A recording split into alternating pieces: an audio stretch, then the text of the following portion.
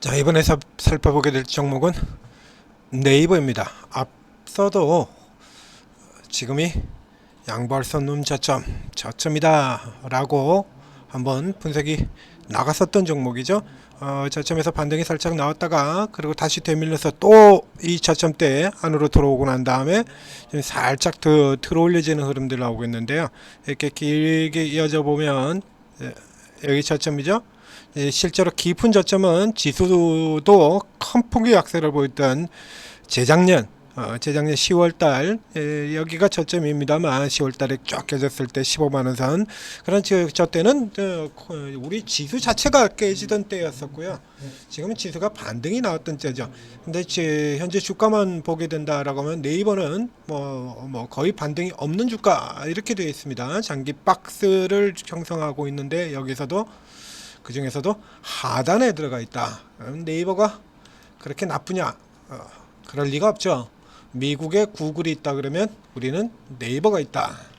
계속해서 장기 성장세 그대로 계속 이어오고 있습니다. 작년에 매출 9조 6천 그리고 영업이익 1조 5천억 가까이 되고요. 그리고 올해는 매출은 10조를 넘고 영업이익은 1조 7천억까지 올라 들어간다 이겁니다. 근데 왜 주가가 이 모양이냐 이거죠. 왜 주가가 이 모양이냐? 전체 이 흐름이 지금 두 가지 정도로 볼 수가 있겠는데, 우선 이 대세 쪽에서 대세 화제에서 좀 멀어져 있는 상태다라는 얘기죠. 종목 자체가 화제에서 조금 멀어져 있고, 뭐 그러다 보니까 예를 들자 뭐 삼성전자나 하이닉스나 이렇게 좀 더 이제 위쪽으로 공략이 상승 쪽 방향으로 아주 빠르게 치고 나가면서 공략이 될 종목에 집중이 되면서 이제 상대적으로 이제 네이버 같은 경우는 이제 뒤로 밀리는 흐름이 된 거죠. 이 종목에도 좋은 뉴스와 나쁜 뉴스가 뭐 두 가지가 섞여져 있는데요. 현재는 나쁜 쪽 부분만 민감하게 계속 반영이 되고 있다라는 얘기입니다. 예를 들자 그러면 뭐 여러분들 모두 다 아시는 우선 내용 다들 아실 만한 거, 중국산 저가 제품의 공습, 알리, 테무 이런 쪽이 공격적으로 시장을 장악해 들어가면서 뭐 쿠팡 같은 경우도 있습니다만 쿠팡이 뭐 우리 시장에 상장이 안 돼 있으니까요. 근데 쇼핑 부분 네이버에서 큰 몫을 차지를 하고 있죠. 쇼핑 부분 쪽이 이제 타격을 받을 것이다 이겁니다. 타격을 받을 것이다. 이런 전망이 나오면서 쭉 깔아 내려가고요. 그리고 최근에 들어서는 또 이 라인 야후의 문제가 있죠. 라인 야후에 저 아래쪽으로 내려가 보겠습니다. 여기 일본 정부 라인 야후에 또 네이버와 분리 요구. 그래서 지금 그 올라가다 말고 이제 도로 또 밀린 데는 라인의 문제가 있다 이겁니다. 근데 이런 부분들 같은 경우에는 예를 들어 뭐 쇼핑 부분들 같은 경우는 이미 상당수가 반영이 되어 있고 그리고 그로 인해서 실적이 크게 타격을 받는 부분들은 없어요. 좋은 부분들 같은 경우도 역시 당연히 재료가 있습니다. 있기는 있는데 지금 그 부분은 전혀 반응이 우선 재료부터 살펴보겠죠. 가장 대표적으로 치즈직이 있죠. 치즈직. 방금 전에 화면에서도 보셨습니다만 아마존 트위치가 문 닫자 한국 서비스로 종료된 네이버의 취직으로 184만 명이 이동이 됐다.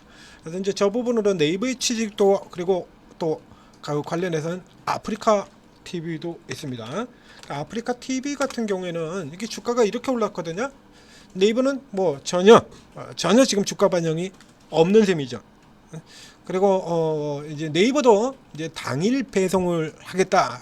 이제 알리나 테무의 저가 공세에 밀리는 부분들 네이버 쇼핑 좀 더 강화하겠다는 얘기죠.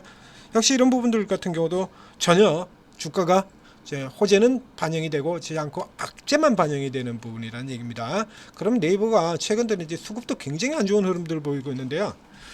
자, 이게 올 초 쪽만 해도 올해 첫 거래일을 살펴보게 됩니다. 이때 316만 누적 매수했었고 기관 외국인도 41만 주 매수 이렇게 되어 있습니다. 합계로 이제 얼마입니까? 358만 주 정도 되네요. 358만 주 이렇게 있던 게 현재 이게 얼마입니까? 600만 합계 600만 주의 매도가 되어 있네요. 그러니까 그 전 매수 부분까지 하면 근 1000만 주가 원사이드로 팔려다 나갔 매도로 튀어나왔다는 얘기입니다.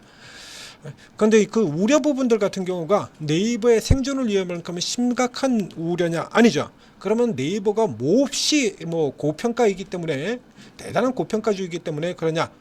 네이버 살펴보게 되면요. 네이버 지금 12개월 20배예요. 올해 8만전자 살펴보겠습니다. 9만전자 눈앞에 있다가 다시 밀려 내려간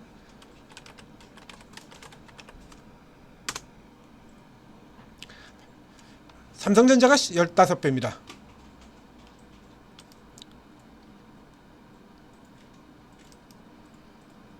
하이닉스는 12배고요. 삼성전자가 15배예요. 네이버 같은 경우는 국내 대표 인터넷주로 수십 년째 장기 성장을 해오고 있는 기업 아닙니까? 그 웬만해서는 예를 들면 중동에서 뭐 전쟁이 나고 유가가 큰 폭으로 오르고 어쩌고 저쩌고 하더라도 그런 부분에 영향을 받지 않는 기업이죠.